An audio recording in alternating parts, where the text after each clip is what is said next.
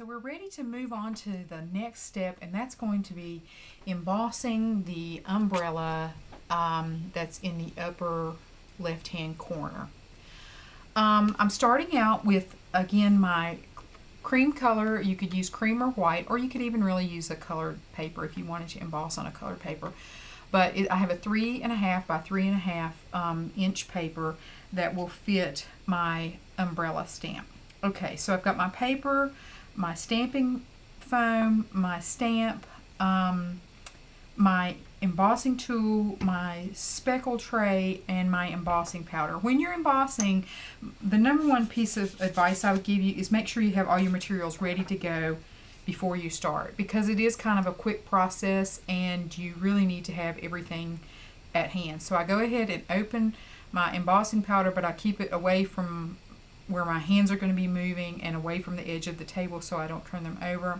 I do use an anti-static powder pad on my paper before I start, because the embossing powder is staticky and you don't want to have loose pieces of embossing powder anywhere on the paper except where you want it. You could also use a dryer sheet, but I use the little baggies that you can buy in the crafting stores, and I brush that over the paper before I start. Okay, the last thing I'm going to need is my embossing pad. And again, I'm using the one from Hampton Arts today, but there are lots of different brands and different styles of these that you can get out on the market. So you just want to make sure that it's nice and wet, and mine is. Okay, so I'm ready to start. I've got my pad, I've got my stamp, my paper, my embossing powder, my speckle tray, and my heat tool. Okay, so I'm going to take my stamp and I'm going to ink it up really good with the embossing liquid. And this is basically just like a stamp pad, except instead of having ink, it has a clear or sometimes lightly tinted embossing fluid in there. So it's actually wet, although you might not be able to see that. And then you just want to stick that down on your paper and treat it just like a stamp. You'll just press it on to the paper. And again, if you're using a slightly tinted stamp or pad, you should be able to see a light image of the stamp when you pull it off. And I don't know if you'll be able to see that or not. But the embossing stamp pad is made to stay wetter a little bit longer, but still you want to move kind of quickly. You don't want to take a chance that would dry. So basically the way you would do glitter over glue or something like that, you just sprinkle it onto your stamp design, and then I just tap it back and forth and kind of make sure that it's completely covered with the embossing powder. And then I use a small set of tweezers to lift that out, for the simple fact I don't want the oils from my fingers on the paper too much. So you can see I have a little spot there that has some embossing powder on it that shouldn't be there, so I'm just going to brush that off. It's not going to matter so much with this image because I'm going to cut this umbrella out, but if you were dealing with something that you were going to glue this right onto the card, you certainly don't want embossing powder anywhere that it shouldn't be. So that's just something to think about. Now normally I have my Ranger craft mat out here on my desk, and I use it to emboss on, but I did not get it out beforehand, so I'm just going to go ahead. But the Ranger craft mat is a mat that you can lay down on your work surface that protects your work surface up to like 400 or 500 degrees. So if you're working on a glass table or your dining room table or something, you want that protected from heat, it's certainly worth the investment for that. I did go ahead and put my embossing powder back in the vial and close that up so I don't run the risk of spilling that out. And now I'm ready to heat my embossed stamped image. Basically, you're just going to melt the embossing powders. It will cause it to melt and raise up, and that's what causes the embossed image. So you just take a heating tool or an embossing tool of some sort and just begin to apply the heat to your stamped image.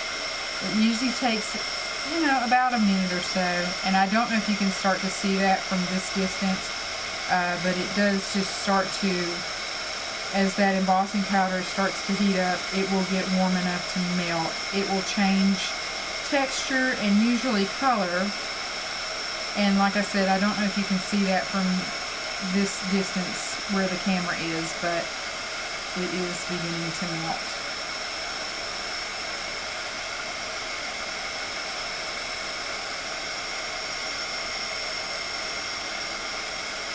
Okay, once all the powder has melted and your image is now shiny, it doesn't take long for it to cool, and then your image is just right. Okay, so for this project, I am going to go ahead and cut out the umbrella, and I'm going to just use my small, sharp fiskars. These fiskars, I meant to mention this before, have an extremely sharp tip, but they're great for cutting out fine detail like this. And so for this particular project, I'm just going to go right up under those the umbrella, and I'm not going to worry about the dots that are at the tips of the umbrella. I don't really need those, so I'm just kind of cutting those out.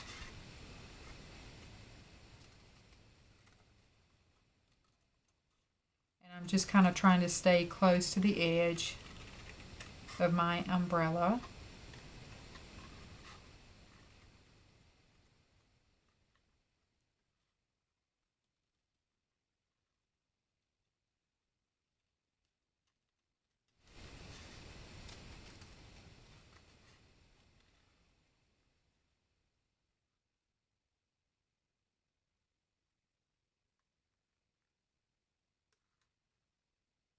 And again, this is something that the more you practice at it, the better you'll get, the more comfortable you are cutting out small details.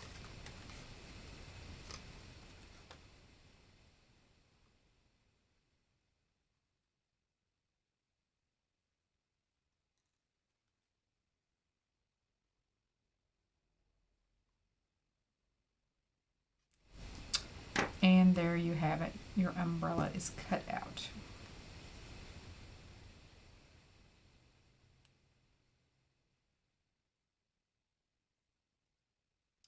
Okay, now one thing I did with the umbrella on my other card was I took my embossing tool, or the handle of a paintbrush would work too if you don't have an embossing tool.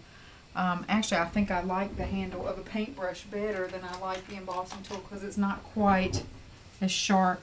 And I just kind of went along the edge where I know the creases in the umbrella are going to be, and kind of press down so that when I look at it, it actually kind of looks like the umbrella has some shape. It's not something you have to do, it's just another added detail. But that's basically your stamped, embossed image.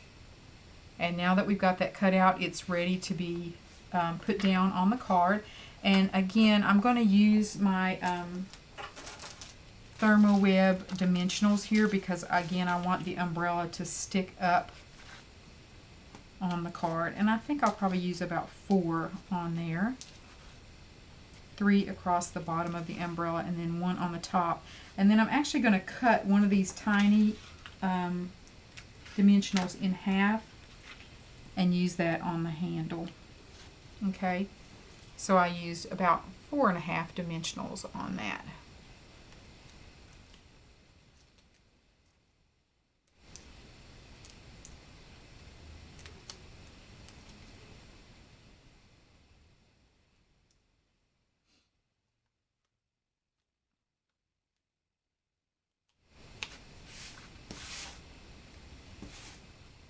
Okay, and again, I just kind of played around with the position of it till I found a place that I liked.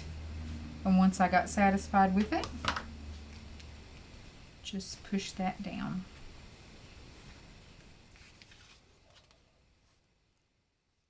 And there you have it. Now on the inside of this card, I will go ahead because, again, I have a lot of weight on the front of the card, so I will cut a cream color piece of cardstock to glue down on the middle of that. And then I'll have a nice creamy colored surface to write the note to the person I'm going to send it to. Okay, and that is it in a nutshell for that particular card, and that was quite a bit of different techniques that we used. Stamping, watercoloring and coloring, chalking the edges, we used a punch, and we embossed. Maybe later on I'll do a more detailed video about the specifics of the embossing. So if you haven't tried that yet, you can look for a video to come in that. Hope you enjoyed that card, and I look forward to hearing from you and hearing what you might like to see in the future. So thanks for joining me today, and happy spring!